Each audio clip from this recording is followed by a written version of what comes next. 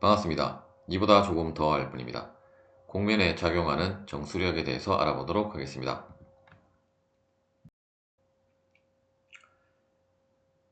그림에 보시는 것처럼 이러한 CB 부분에 작용하는 우리가 정수력을 한번 계산을 하기 위해서 이제 ABC라고 하는 이 부분을 다음과 같이 떼서 자유물체도를 도시를 하고 이제 힘들을 한번 표현을 해보면, 일단 이제 수평 방향과 이제 수직 방향으로 우리가 나눠서 이제 힘을 도시를 할 것이고, 먼저 이제 수평 방향에는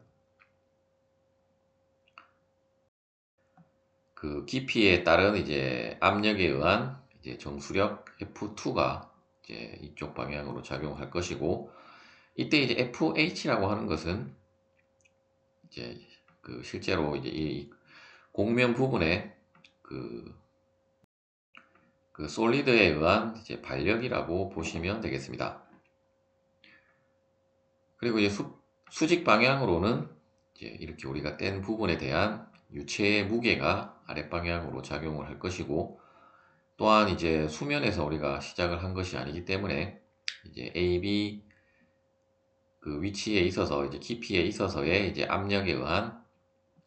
정수력 F1이 아랫방향으로 작용을 하고, 이제 그에 대한 반력인 FV가 이제 위쪽 방향으로 작용을 하게 될 것입니다. 이때 우리가 구하고자 하는 것은 이제 실제로 이 곡면에 작용하는 이제 정수력 FR을 구하는 것이고, 엄밀하게는 뭐 F1과 W를 계산을 하고 F2를 계산해서 이제 그 값을 우리가 이제 벡터 합으로 합력을 구하는 것인데, 이제 조금 더 간단하게 하기 위해서 이제 이러한 솔리드 부분의 반력으로 우리가 이제 표현을 한 거라고 보시면 되겠고, 하지만 FR은 이제 유체에 작용하는 정수력이라고 보시면 되겠습니다.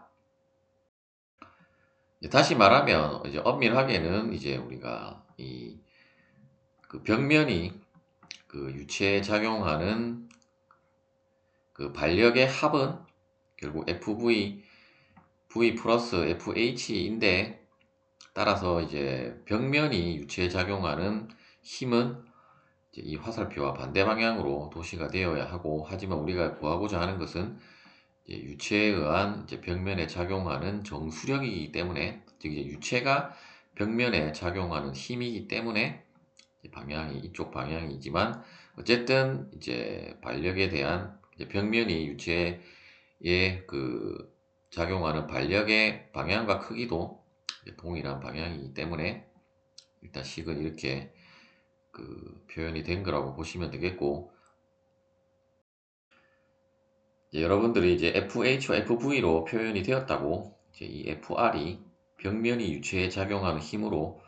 이제 헷갈리지 말라고, 이제 혼동을 하지 말라고 이제 여러분들한테 이제 설명을 드리는 거라고 보시면 되겠습니다. 이제 수평 방향의 힘은 결국 이제 어떤 깊이에 따른 정수력 F2밖에 없기 때문에 이제 반력 FH와 같은 값을 가짐으로 이제 다음에 식이 성립을 하게 되고, 수평 방향 같은 경우는 이제 이쪽 부분에 압력에 의한 정수력 F1과 그리고 유체의 무게가 있기 때문에 무게를 이제 더한 것이 결국 FV와 같기 때문에 다음과 같은 식이 성립을 하고, 여러분들이 이제 뭐 헷갈리지 않으려고 하면 책에 나온 대로 이렇게 계산하기보다는 그냥 F2의 제곱 플러스 F1 플러스 W의 제곱의 루트를 취한 것이 정수력 FR이라고 이제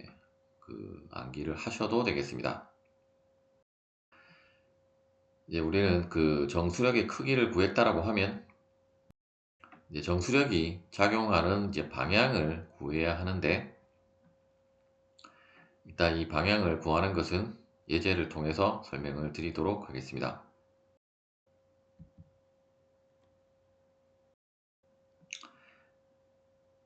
내경이 이제 6피트짜리인 어떤 이제 뭐 상수도관이라든지 혹은 뭐 관에서 이제 물이 이 관의 지름의 절반만큼 다음에 그림에 보시는 것처럼 이제 채워져 있다라고 했을 때 이때 이제 BC 그 광벽 부분에 그 작용하는 이제 정수력을 구하라는 문제가 되겠습니다.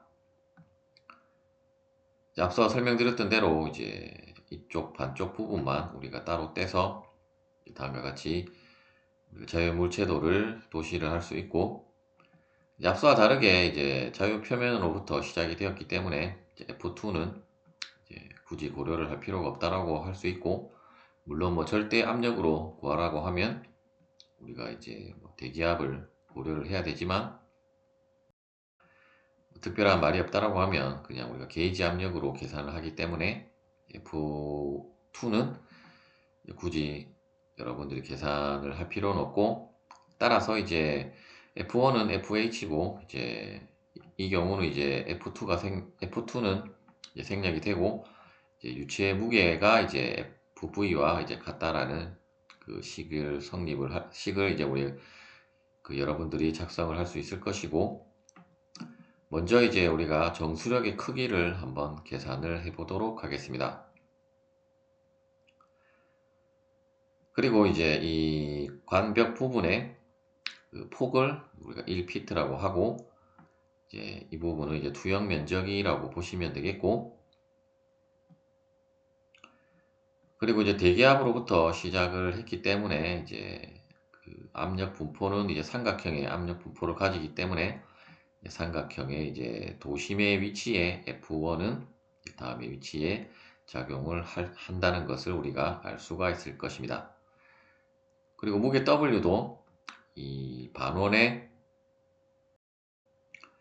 도심을 지나는 그 위치에 아랫방향으로 작용을 하고, 물론 뭐 우리가 정수력을 구하는 데는 이 도형의 뭐 도심은 크게 뭐 상관은 없다라고 이제 보시면 되겠고, 어쨌든 뭐 도심을 무게는 당연히 이제 어떤 도심을 통과해서 작용을 하기 때문에 이제 그렇게 여러분들이 그 생각을 하시면 되겠고, 뭐 FV는 이제 어떤 위치에 작용하는지는 현재는 알 수 없고, 그리고 F1이 이쪽 그 1피트 되는 위치에 작용하면 이제 FH도 동일한 위치에 작용을 한다라고 보시면 되겠습니다. 먼저 F1은 이제 FH와 같고, 결국 이제 이쪽 부분에 어떤 유체의 그 압력에 의한 이제 평균 압력 곱하기 이제 이 부분의 투영 면적의 이제 넓이 값을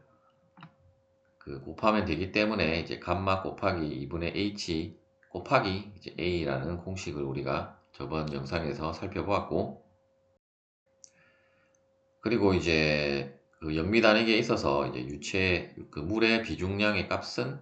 62.4 파운드 퍼 세제곱피트라고 보시면 되겠습니다.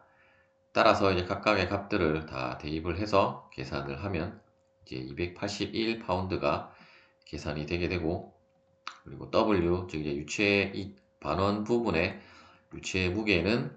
우리가 이제 비중량 곱하기 그 부피이기 때문에 일단 반원의 그 넓이는 이제 우리가 파이 r 제곱 나누기 4인데, 이제 그 반지름이 3pt였기 때문에 이제 9파이 나누기 4가 되게 되고, 그리고 이쪽 부분의 폭의 길이는 1피트라고 했기 때문에 이제 이쪽 부분이 그